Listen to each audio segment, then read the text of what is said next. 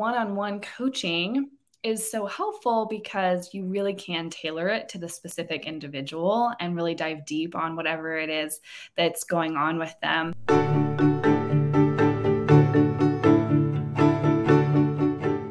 The writing life can often feel lonely. We sit alone with our laptops or scrawl words into a journal, and we wonder if we're headed in the right direction. But being a writer doesn't have to be lonely. If you're intentional, you can seek out cheerleaders, mentors, and others who will offer support and guidance as you put your words out into the world. What do you do when you need something more? When you need someone to join you in the trenches as you make real progress toward your writing goals, you may find you can go further with a coach. Hi, I'm Clarissa Moll, and welcome to The Writerly Life, brought to you by Hope Writers, the most encouraging place on the internet for writers to make progress. Here at The Writerly Life, we help you expand your creativity, explore new techniques, and express your hope-filled words in a world that needs them. We'll help you learn to balance the art of writing with the business of publishing, and learn to hustle without losing heart. You have words, and your words matter. And as you write them, you can be you. Boldly, bravely, maybe even a little scared sometimes. You can be you in your writing life. Welcome to the show, friends. Lean in, grab a pen, let's chat.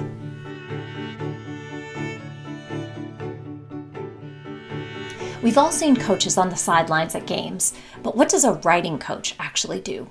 And how can one help you to reach your writing goals? That's what this episode is all about. While mentors speak into our lives from their wealth of shared experience, coaches offer a different kind of support. They help us identify our strengths and trouble spots, find clarity in our purpose, and chart a path that we can celebrate as progress. Our guest today, Hope Writers Director of Coaching Kate Riney, found that her experience in social work grew naturally into coaching others through big life decisions. Today, she regularly helps writers and other creatives cast bigger visions for their work and to make tangible progress on their goals. Lean in as Kate tells me more in this recent Hope Writers Tuesday teaching. How is coaching, mentor, advisor, teacher, what are the differences between these kind of titles, and what do you see as then the uniqueness of coaching? Sure. I think those titles are often used interchangeably. So it can be really confusing because someone might call themselves a coach, but might not use coaching techniques truly. And so to me, the difference between a coach and a knowledge expert, so like a teacher, an advisor, or a mentor, the major difference is a coach really doesn't have to be an expert. They probably need some basic knowledge of wherever you're coming from. So in our case, if you're looking for a writing coach, yeah, they probably need to understand the writing life, right? But there's no such thing as an expert in you and in your writing life. And so in that way, you can't find a knowledge expert. You could surely find a teacher who can tell you about the industry. That's why we have Tuesday teaching, right? But a coach, as opposed to a mentor or advisor or teacher, is someone who asks you powerful questions to lead you to uncover the strengths, the resources, the ideas, the solutions that you already have. So often we think the answer to our problems or our confusion is more knowledge. Someone tell me what to do, right? Tell me what you did. Let me copy and paste. If I just do what this author did, I will get the same results. And it's simply not true. How wonderful it would be if we could just copy and paste templates to our lives and get the same results time after time. But it doesn't work that way because, Clarissa, you're a different writer than I am. We're different people. We live in different environments. We write to different audiences. We have different strengths. We have a different tone of voice. All of those things matter when it comes to making decisions about how you write and how you set goals and how you pursue the things that relate to your writing life. And so a coach will ask you questions and really help drive clarity around what are your values, what are your goals, short and long term, and how do we get you to where you want to go in a way that supports and empowers you versus using my own experiences, tactics, and methods and saying, here, try this. You know, we can always offer guidance, but it only gets you so far. A coach really helps you tune into the things that are getting in your way and how to tackle those so that you can really overcome the obstacles once and for all and have a plan to keep moving forward.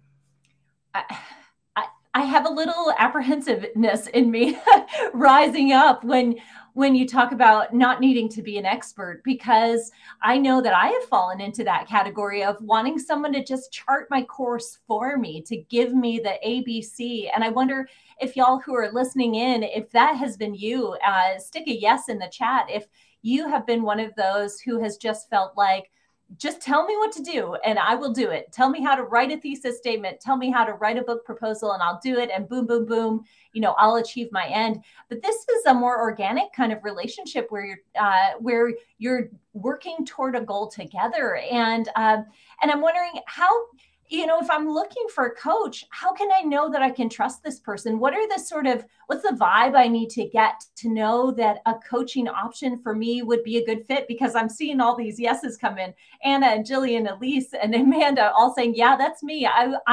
My default would be to have somebody just tell me how to do this. So what are the things that would create that relationship of trust so that I could step forward and say, okay, this coaching relationship is going to be something that helps me to genuinely make progress despite that kind of apprehension I might have?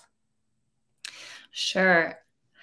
I mean, all of us have sat down with someone that maybe it's a new friend, right? It's one of your first time going out with them, and just 15 minutes into the conversation, you have that sense of, have I known this person my whole life? Because there's something that happens, there's a connection that's formed when someone is really paying attention, when someone is listening, they're attentive, right? And they show responsiveness and empathy, and they convey that in a way where you go, oh my gosh, they get me. And I don't have to over-explain. I don't have to convince them. Like, as you use the word, that we're vibing, right? Like there's just that unspoken connection. And while I don't think it's always instantaneous that way with a coach, I do think that's what a good coaching match feels like. Because again, you're not necessarily looking for an expert because they're not going to prescribe something for you.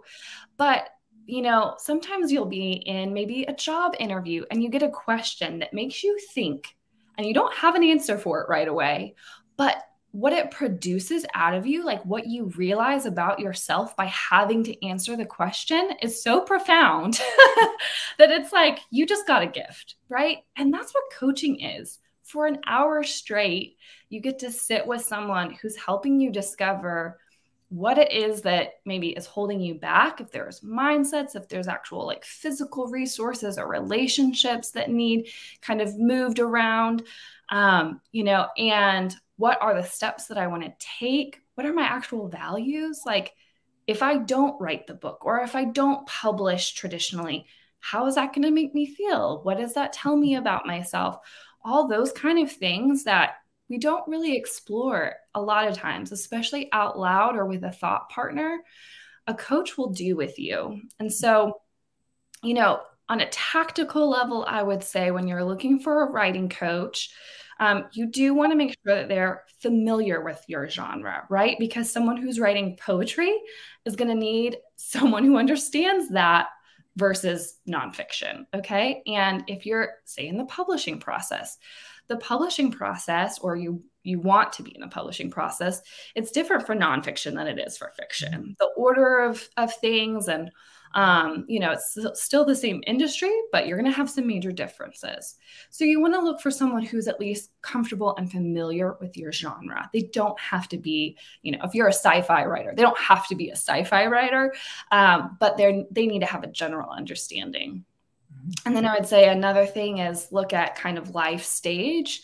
Again, not necessarily where they are in their life stage, but who do they like to work with? I mean, we have coaches who specifically love working with college students and who specifically love working with people in their second act, or those who are balancing writing and parenthood.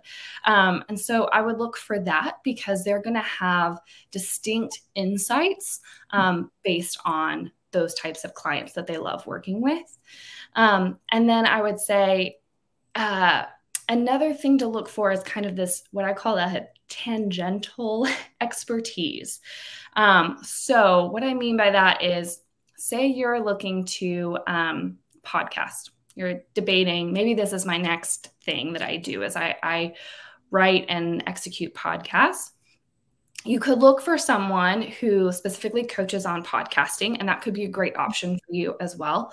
But maybe look for someone who does something slightly different, but who could bring that expertise and that knowledge to bear, but would ask you questions that wouldn't point you just straight to podcasting as the answer, right? And would really help you debate that and figure out, is that what I want to do? Or do I do this other multimedia thing? Do I do reels on Instagram instead? Do I do 5-minute podcasts instead of these hour-long interviews that I'm thinking about? So I would also really look at someone who's going to have kind of that range versus like, this person does exactly what I want to do, because I think they will have to ask you more questions if they don't feel like, oh, this is the carbon copy version of me. I love how Kate describes coaching so clearly. It's attractive, isn't it? We all want someone who can help us take our work to the next level. Another of our Tuesday teachers, author and speaker Joe Saxton, tells Hope writers, it takes a village to raise, launch, and sustain a leader. So what does it look like to gather a supportive village? Where might a coach fit into your needs in this next season of your writing life? Joe offers the following questions for us to ask ourselves as we create a thriving community of people around us who will help to support and sustain our work as writers. How would you answer these as you consider what you need in your writing community? Number 1, what do I need to thrive in my work? Before we can name what we need to thrive, we first have to define what a thriving writing life looks like for us. The answer to this question will be unique for each writer. It's important to consider your needs as they pertain to your specific goals, your season in life, and level of experience as a writer. What kind of support will you need from others to create a thriving writing life? Once you determine the what, you can begin to look for the who. Number 2, who will be my cheerleaders? Every team needs a cheerleader, and our cheerleaders can take multiple forms. Joe recommends including those who will provide relational connections, supporters who give us roots, as well as those who provide professional connections, supporters who give us wings. Number 3, who draws out my best work? We need supporters who encourage introspection, who offer thought-provoking conversation, and who recognize and call out our best work. Relationships with a critique partner, an editor, or fellow writers have the potential to pull work out of you that you may not realize exists within you already. A writing coach can also offer you valuable direction, helping you clarify your next steps and trust your innate creative intuition. Number 4, who doesn't belong in my village? It's important to know who's welcome in your village, but it's equally important to know who doesn't belong there. Strangers on the internet, writers who express jealousy, or overly critical readers, they have no place here. You may even have family or friends who love you, but they don't actively support or understand the work you do. It's important to pay attention to that and recognize that while they may encourage you in other areas of your life, they don't belong in your writing village. Number 5, who keeps my life in order? When we're focused on our writing, it can be easy to forget that we also need support in the practical areas of our everyday lives. Who do we need, and what systems can we develop to maintain our writing life? When we're under pressure with approaching deadlines or large projects, we need people who can step in to help keep our lives running smoothly. This group may include a babysitter, a house cleaner, a virtual assistant, or a spouse who agrees to take on additional responsibilities for a few weeks. These roles can be filled in a variety of ways, with friends who are willing to swap errands or childcare, with a spouse who provides financial support, or by hiring outside help. Finding the right people to support your growth as a writer can be a challenge. At Hope Writers, we provide the kind of built-in support that helps you thrive as a writer. Through resources, community, and coaching, we take the loneliness out of your writing life and help you make real progress towards your goals. We can't do the hard work of writing for you, but we can walk with you every step of the way. Let's listen to Kate one more time as she describes this type of valuable support. We've seen people who can't build a writing routine or can't seem to find consistent ways to write now write consistently, to the point that we've seen people finish book outlines, finish book proposals, finish manuscripts that they have been putting off, adapt manuscripts to screenplays. I mean, it's really incredible to see what people are capable of when they believe that they're capable of it. And so I think that's a big part of coaching is, I've seen people gain confidence. I've seen people start posting more, have clarity on, whether they're doing it for like the joy of it, or if it also needs to be a business for them.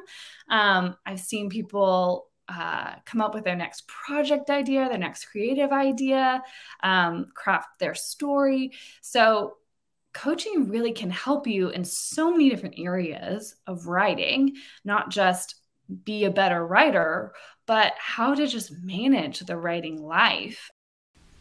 At Hope Writers, we know the publishing industry can be challenging.